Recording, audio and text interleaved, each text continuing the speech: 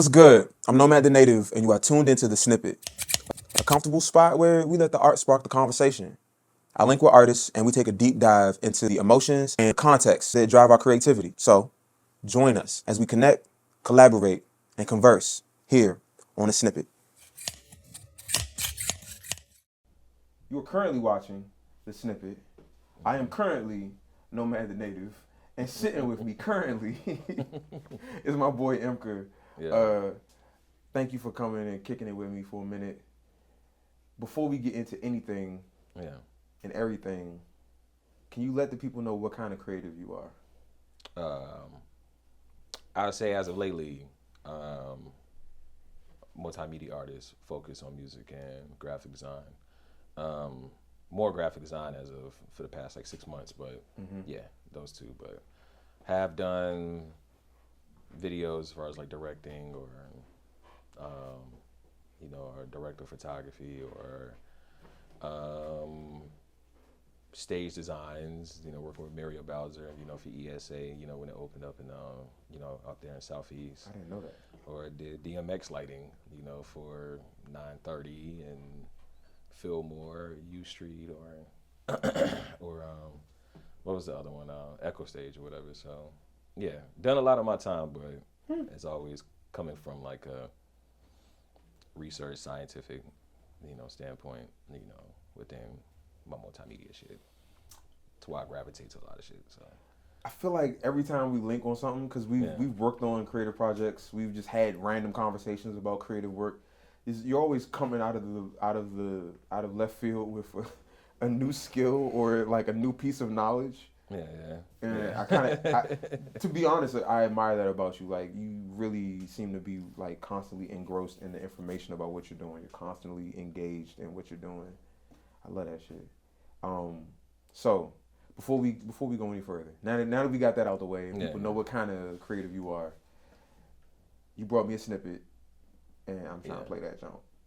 So make sure to shout out to the Wonder Boom. Boom.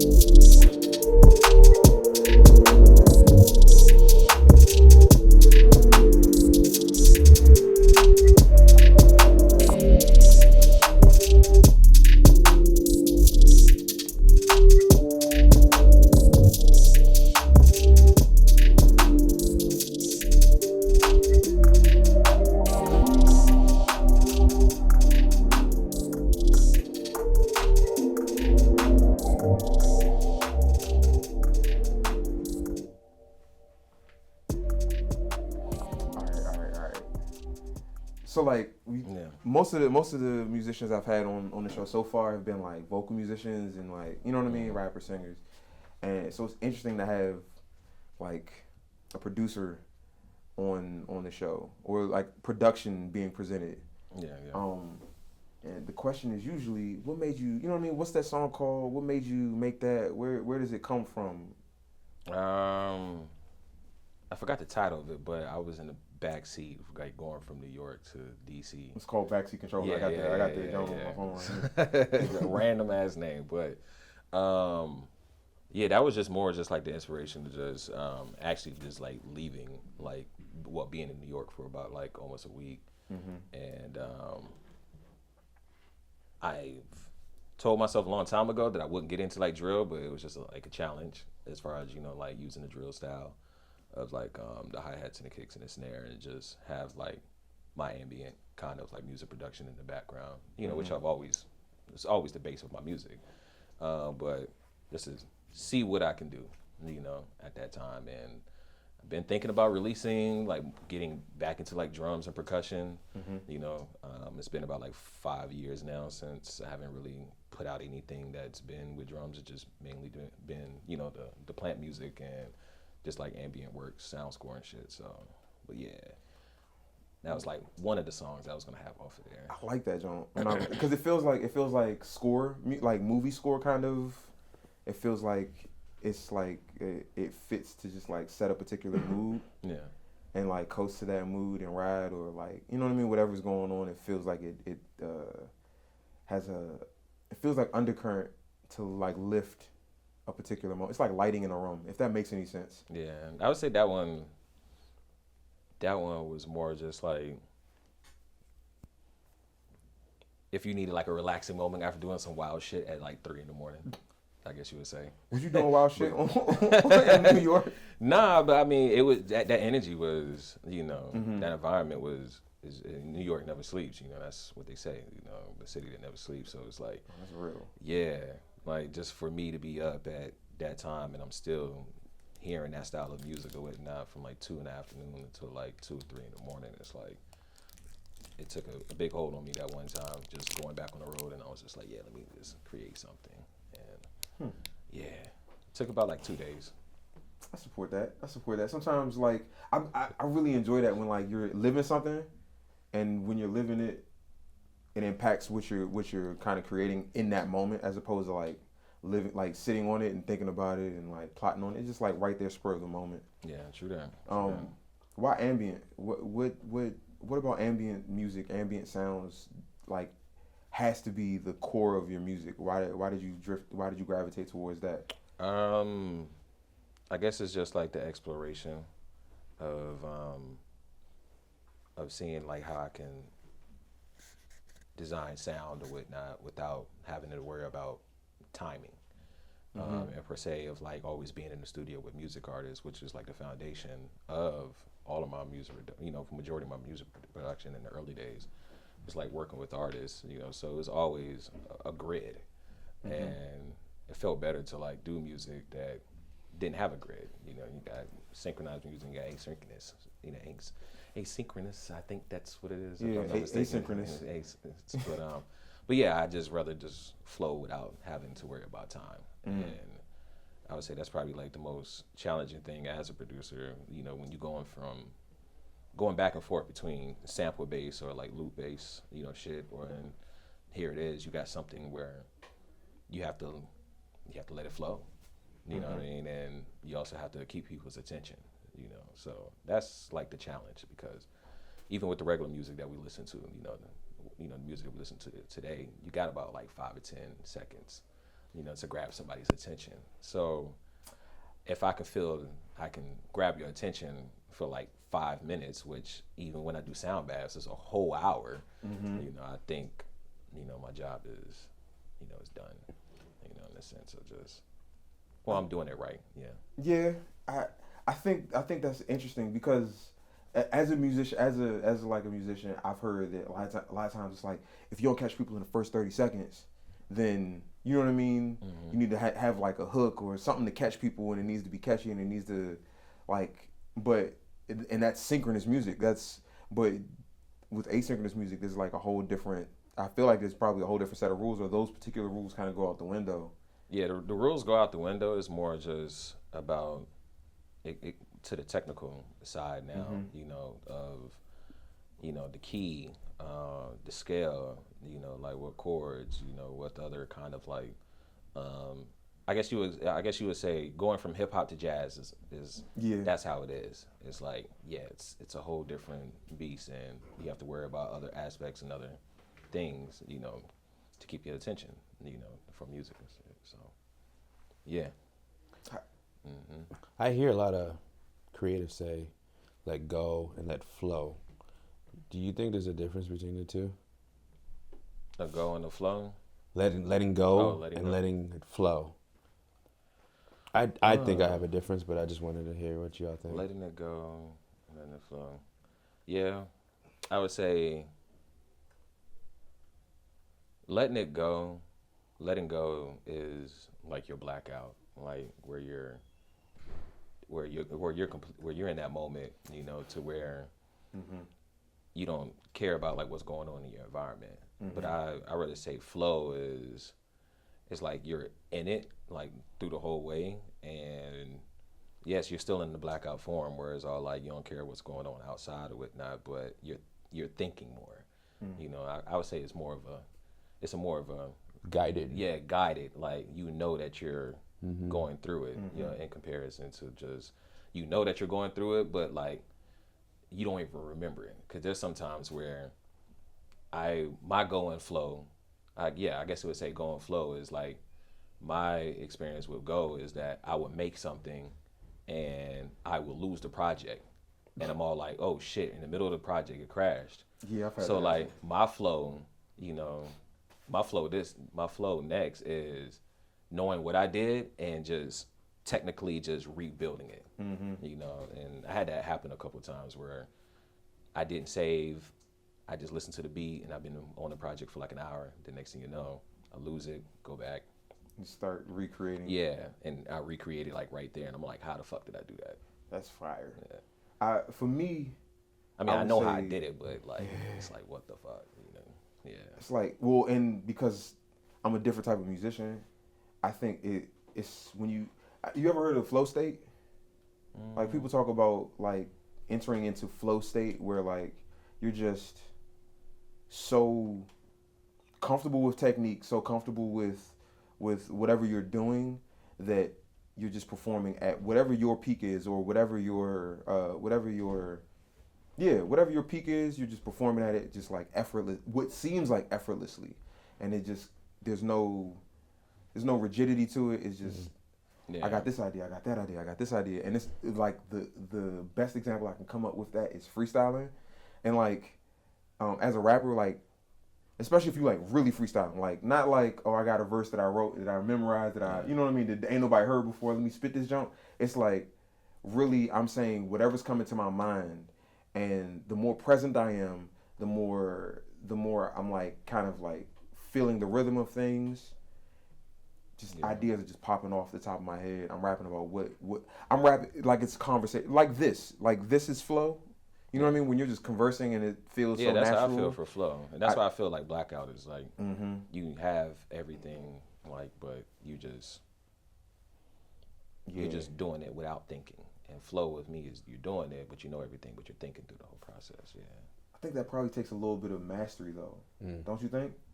Like, in order to flow through shit. Like, say you're producing and you're in the DAW, you're in the DAW, you're making whatever, but like you need to know all the tools in the program in order to like, all right, I know I'm gonna do this. I need this plugin. I need this. Oh, you know what will sound good with this other program. If I, you know what I mean? If I bring this sound in and I know these keys, but you need to know keys. You need to know the DAW itself. You need to know how the plugins work, what plugins are, where they are located in the thing. So like, there's a certain level of mastery, just like with this.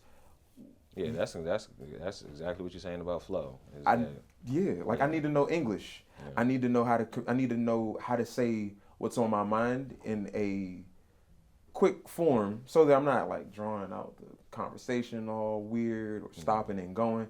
Like there's a certain level of mastery to what the task is in order to get into a flow state where it just feels. So you can't flow without mastery? I wouldn't say that. What you're saying is you mastered whatever it is. I think it's just more just knowing how to differentiate, you know, between the two, like at the beginning points, you know, of like where you're gonna go. You know, if I go into a studio and I know I gotta think a lot, then if I know everything, then my flow is gonna be good. But if I'm the person who owns the studio, I can just go in here. I don't even think about it. It's just completely second nature, and that's, to me, it's like a blackout. Like, black. Don't. I think there's degrees to it. If I'm being honest with you, I think there's degrees to it, cause like, I think you can always get sharper, right? So like, if I know a certain amount of things, then I have flow within the scope of, you know what I mean? Like somebody, just because you don't know SAT words doesn't mean you can't hold a conversation and express yourself very well, right? You may not have complete mastery of the English language, but you can hold a conversation and be really good and connect with people in a very good way and say what you mean and be understood. But if you have if you know more words and you know more concepts, then you can say more things and say them in different ways and maybe say them to different people in different ways and be understood with more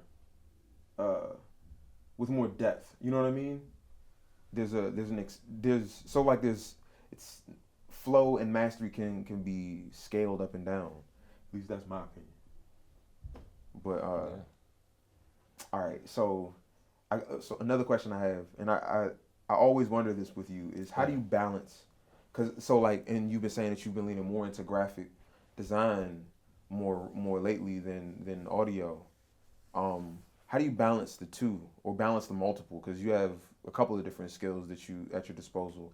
How do you find balance with all of those things? I would say what I tell everybody is time management. And like reading, like I read a lot of books about it, reviewed a lot of my hours, you know. Like I think it's just when you actually study your own time, your own format of like how you are as a person, how you move around, and that's what can help you out a lot. You know, just like, I guess I would say just, you know, just basic discipline, you know, like, yo, I got to sit here and do this for 2 or 3 hours, or I got to sit here and do this all day. But I'm always at the computer, so I'm always in a system where I'm timed at anyway, you know, but I can easily get lost in it if I don't pay attention to it, you know. But that's where the discipline comes in at, where, yeah, I think one of the coolest inventions is the iPhone telling you your screen time. Like, yo, bro, it's Sunday. Yeah, you went up like 8 hours extra screen time per day. And it's like, yo, I'm bugging. Like, yeah. And if you get hit with that too many times, you're just like, yeah, I gotta like, let me go ahead and uninstall this shit. Like, recalibrate myself. You know, my screen time. You know, restart my, you know, my circadian rhythm is like, yo, I gotta back off. But yeah, time management is what I always tell people. You know, just be mindful of just like other people's, you know, time, you know, and their efforts, you know, because you don't know what decision that you make, you know, burning your time or whatnot can affect the next person, you know. So how do you combat boredom? Honestly, I'm 36, so like I still go to like forums and message boards just to see other people's conversations and see what their problems and issues at. If I find myself in an issue of sitting down or burning my time, like, okay, I'll probably go to lines.com or whatnot, where we all build like Max for Live devices or introducing these devices or talking about it. And it's like, you know, that would be like my spot, you know, of like combating, you know, that, you know, or just, I guess you would say just more informational sites I go to. But also, you know, going outside, like telling yourself to like go outside. Taking breaks. Yeah, taking breaks. Yeah, shit, I got a Fitbit. I had to get a Fitbit and put a reminder on it, you know, to like, yo, stand up, like, yeah, you know, just to get away from boredom. But also just, yeah, my boredom always goes into me just researching and reading.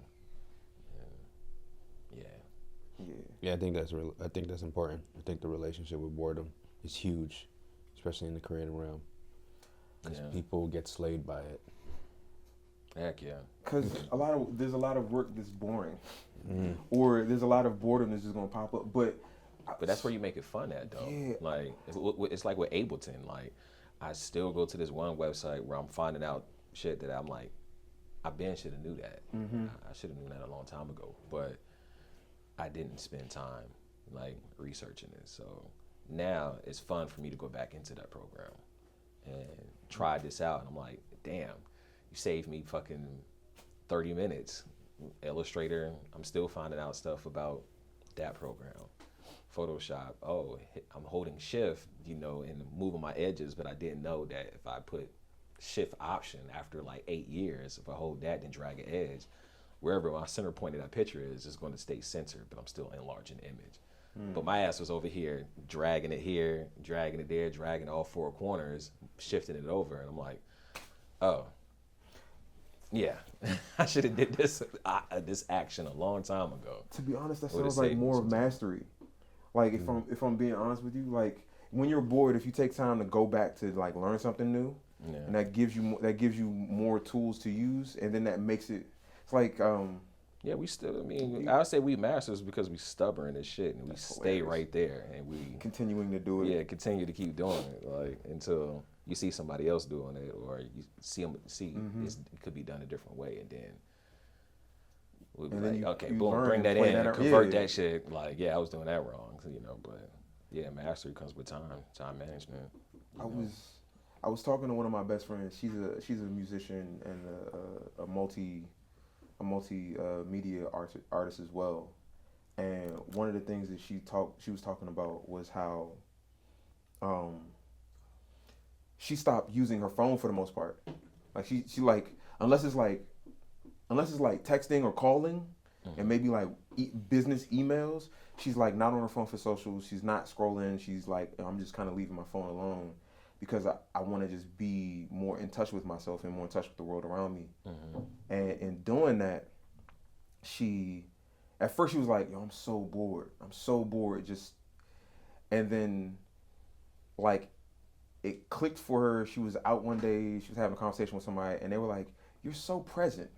And she was like, I thought I was bored, but you know what? Like, that's a good way of putting it. I'm really just present. And I think that applies to like the art and like what we're talking about. Yeah. With like, if you take time to just be present with what you're doing, whether it's like technical stuff or even it's the creative stuff, like if you just like take time to be present with what you're doing, that it doesn't even feel like boredom. You know what I mean? It turns into.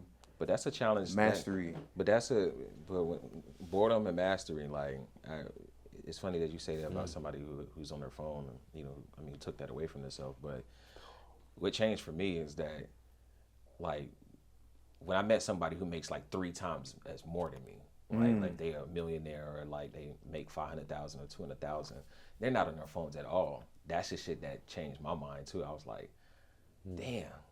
What I'm really doing with my time for you to be making 3 times more than me, or you a millionaire and you barely even touch your phone, like, wow. So can boredom be mastery?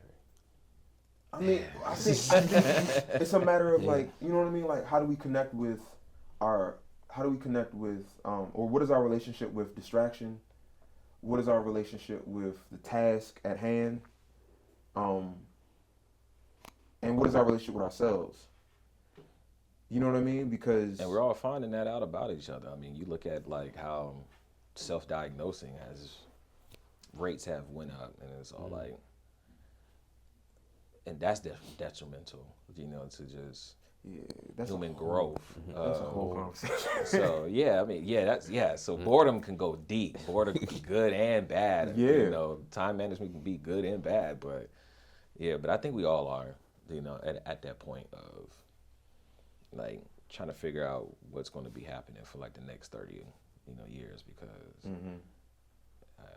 like I watched the internet change, you know, as I started building websites, you know, and just being on computers, you know, from 15 all the way up until now. I'm like, yeah, I think we're at a point where it's time for a reset, you know, for a lot of people, you know. I think just in general, just for everybody, you know, it's like, yo, we got to take a real reset, because I mean, the COVID shit, that was the first time that the world paused. Like, people sat down and had chill time with themselves more than any time on this motherfucking earth. But look what came from it though. Technology boomed, like new inventions boomed. Is because you had these people who mastered their shit sit at home, create something else, and by the time they get out, they're all like, I got this. They had opportunity. To sit and work on something. Yeah. With all the knowledge and skills that they had accrued. And that still make me think, like, yeah, I was in the pandemic. I wasn't really working on shit. Like, that can get me up out of the struggle. I mean, I think that's valid though. Like, dog, surviving is valid. Yeah. Sometimes, automatic. Yeah. Sometimes we put so much emphasis on thriving. I feel like this ain't got nothing to do with creativity. Or maybe it does. But like sometimes we get so focused on thriving that like we undermine or undervalue the worth of just surviving. Yeah. You know what I mean? Like, you survived. There are a lot of people didn't. A lot of people, you know what I mean? Like, fell victim to things or suffered in ways that you didn't necessarily have to. And Yeah, there's like a difference between pain and going and suffering. Because when you hear surviving, you're always like hanging on. Mm-hmm. And because surviving is not a good connotation. Thriving can be a lot of things.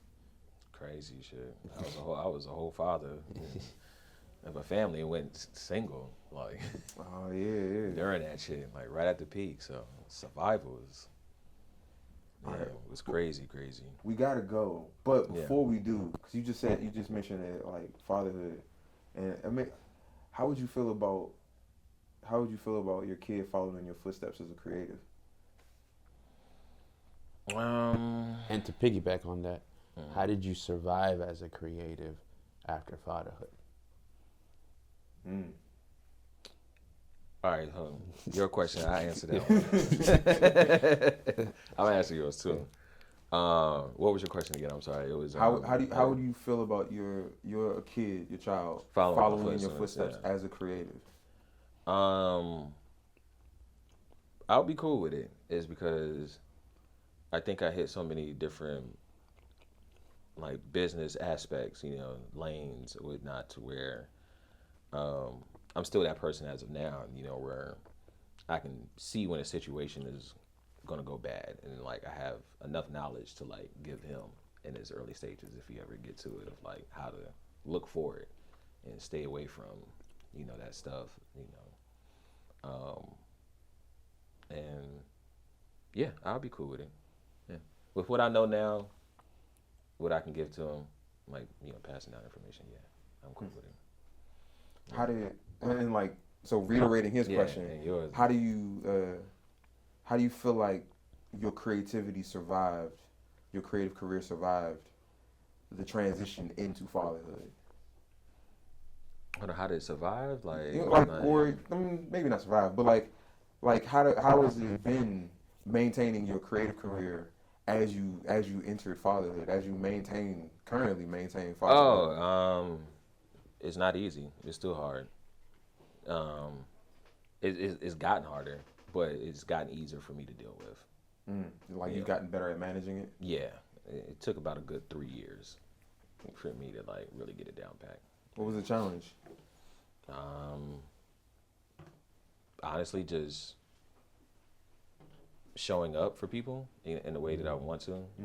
But the challenge is because I'm a single father, so it's like time management. Yeah, time management. We're going back to earlier. Yeah, you can't defeat that, but you got to work with it, and it's really just knowing when to start and stop shit.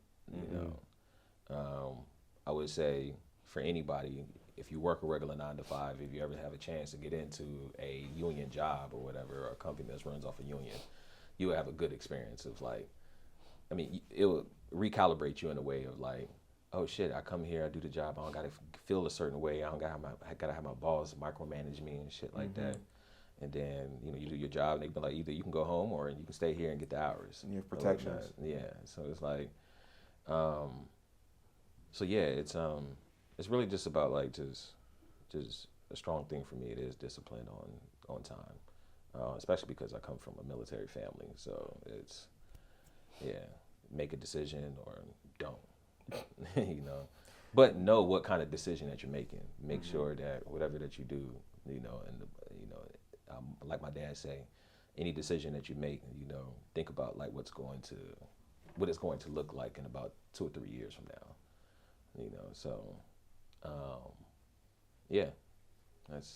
That's about it.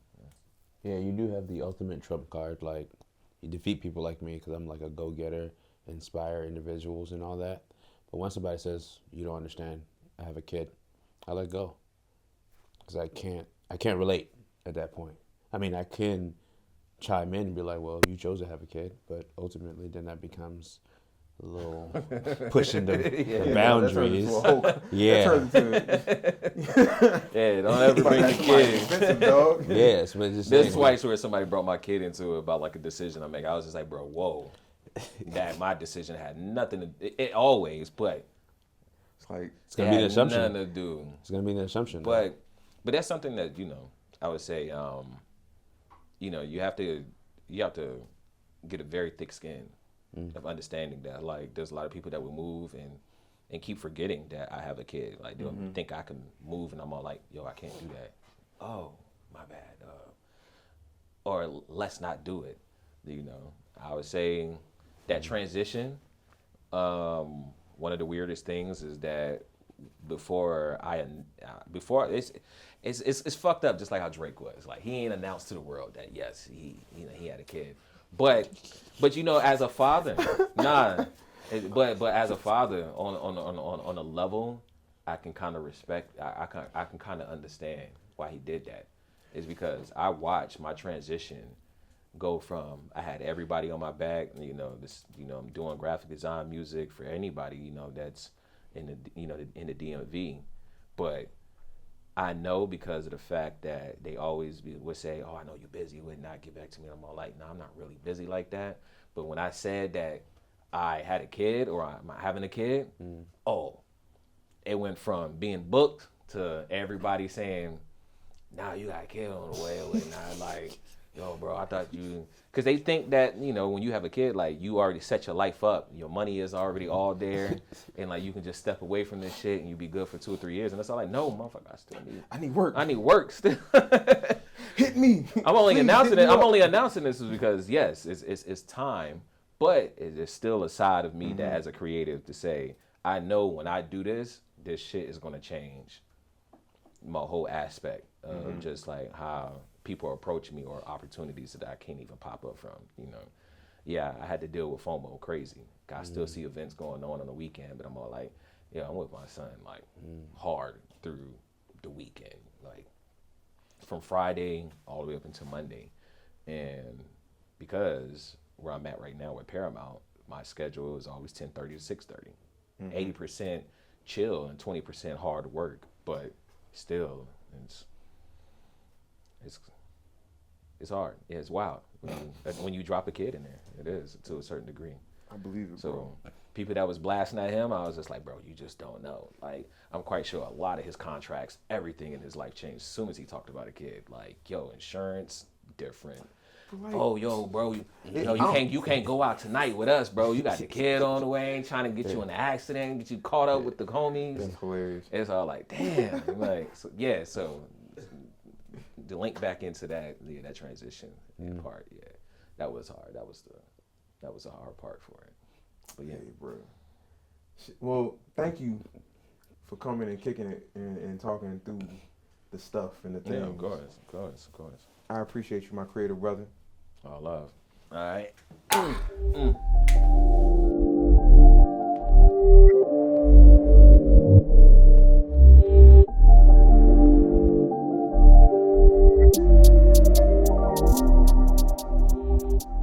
Hey, yo.